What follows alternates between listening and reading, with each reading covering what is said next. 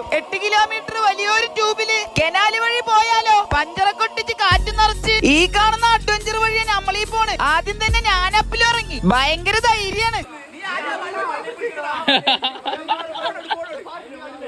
പിന്നെ മെല്ലെ മെല്ലെ ഓരോരുത്തര് വന്നു തുടങ്ങി. ഇപ്പൊ എന്റെ കാലിലാണ് ഈ ട്യൂബൊക്കെ പിടിച്ചു നിക്കണേ. ഞാൻ ഈ വള്ളിയിലും ഈ കാണുന്ന രണ്ടെണ്ണത്തിന് ട്യൂബ് ഓട്ടിക്കാനും അറിയില്ല. കുറച്ചങ്ങോട്ട് പോയതും നല്ല രീതിക്ക് ബ്ലോക്ക് ഉണ്ടായി. അതൊക്കെ വെട്ടിത്തെളിച്ച് ക്ലിയർ ചെയ്തിട്ട് വേണം പോവാൻ. അതിന് നമ്മൾ മിലിറ്ററിന്ന് വരെ ഇറക്കി. വലിയ ബ്ലോക്കിന് ശേഷം വീണ്ടും ഒത്തുകൂടി. റോജാമലർ കൂട്ടം, പഞ്ചാരത്തേൻ തോട്ടം, വണ്ടായി ചുറ്റും നോട്ടം.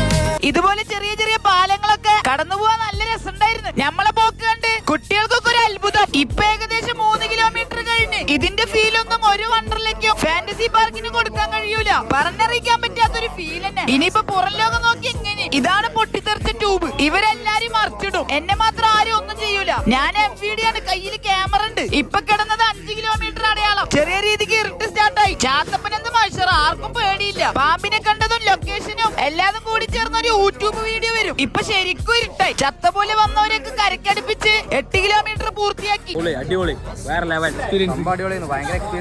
ചെറിയ രീതിക്ക് ചൊറിച്ചിലുണ്ട്. ക്യാമറ കണ്ടപ്പോ നിർത്തി. അപ്പൊ സലാം.